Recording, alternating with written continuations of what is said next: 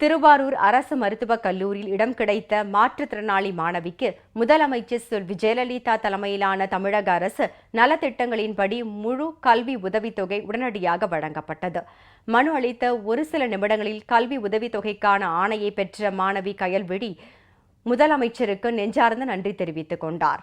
திருவாரூர் மாவட்டம் நீடாமங்கலம் பகுதியில் முல்லைவாசல் கிராமத்தைச் சேர்ந்த ஆதி திராவிடர் வகுப்பு மாற்றுத்திறனாளி மாணவி கயல்விழி மருத்துவ படிப்புக்கு விண்ணப்பித்திருந்தார். அதன் அடிப்படையில் அண்மையில் நடைபெற்ற மருத்துவ படிப்பு கலந்தாய்வில் கலந்து கொண்ட அவருக்கு திருவாரூர் அரசு மருத்துவக் கல்லூரியில் இடம் கிடைத்தது.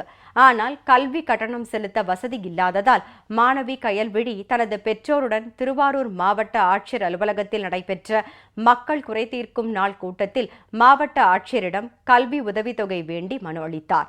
மனுவை பரிசீலனை செய்த மாவட்ட ஆட்சியர் திரு மதிவாணன் ஒரு சில நிமிடங்களில் மாணவி கயல்விழியின் மருத்துவ படிப்புக்கு தேவையான முழு உதவித்தொகையினையும் ஆதி திராவிடர் நலத்துறையின் மூலம் வழங்கும் ஆணையினை மாணவியிடம் வழங்கினார். மேலும் மாணவி கயல்விழி கல்லூரி விடுதியில் தங்கி படிக்க ஆண்டொன்றுக்கு சிறப்பு உதவித்தொகையாக 8000 ரூபாய் வழங்கிடவும் உத்தரவு பிறப்பித்தார்.